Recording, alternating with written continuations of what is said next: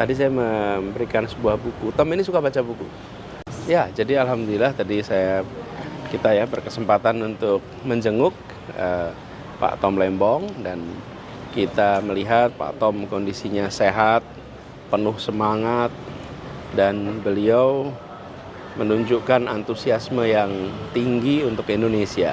Jadi yang banyak kita bahas adalah tentang ekonomi Indonesia, tentang bagaimana langkah-langkah untuk bisa membuat situasi ekonomi jadi lebih baik. Jadi tadi kita berdiskusi banyak tentang persoalan-persoalan yang ada di Indonesia. Malah bisa dibilang kita nggak membicarakan tentang perkaranya sendiri, tapi malah mendiskusikan soal Indonesia, soal global, dan itu yang kita obrolkan sepanjang diskusi. Jadi suasananya itu seperti kalau saya sama Tom lagi ngobrol di masa-masa lalu, ya kita diskusi tentang kondisi yang ada di sekitar kita. Di suasananya itu sama-sama dengan Pak Ari Yusuf sama Pak Zaid, dan diskusinya guyup sejam lebih ya kita. Iya, nggak terasa. Nggak terasa sejam lebih, jam setengah. 1 jam setengah. Jam setengah kita ngobrol. Cara keindonesiaan. Terima kasih buat Kejaksaan Negeri Jakarta Selatan yang memberikan kesempatan bagi kami untuk silaturahmi pada siang hari ini, dan mereka semua sangat bersahabat dan memudahkan dalam kita ngobrol tadi.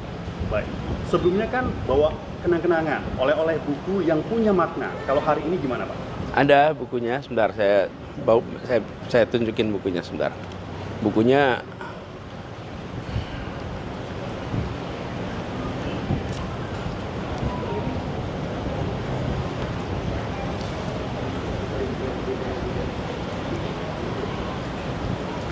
jadi tadi saya memberikan sebuah buku. Tom ini suka baca buku.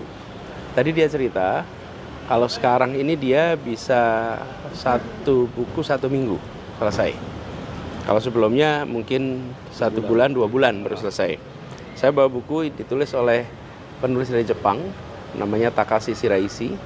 Menulis buku judulnya Dunia Hantu di Gul. Nah, ini kisah era 1926 sampai 1941, di mana pemolisian sebagai strategi politik Indonesia masa kolonial. Ini bacaan untuk Pak Tom mendampingi di masa-masa penuh ujian ini. Itu bacaan bukunya buat Pak Tom. Baik, Pak, meskipun tidak membahas aspek perkaranya, saya ingin minta tanggapan. Kemarin Kejaksaan Agung itu kan sudah melakukan konversi yang baru, dan ternyata angka 578 miliar yang tadinya disebut kerugian di masa Pak Tom Lembong ternyata bukan di masa Pak Tom Lembong.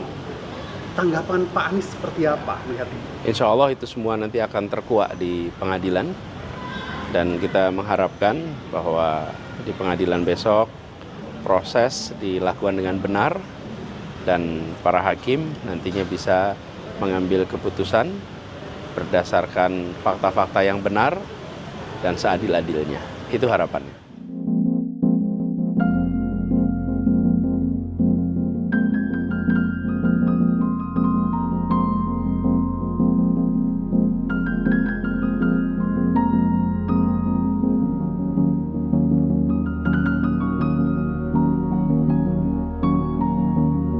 Download Tribun X sekarang, menghadirkan lokal menjadi Indonesia.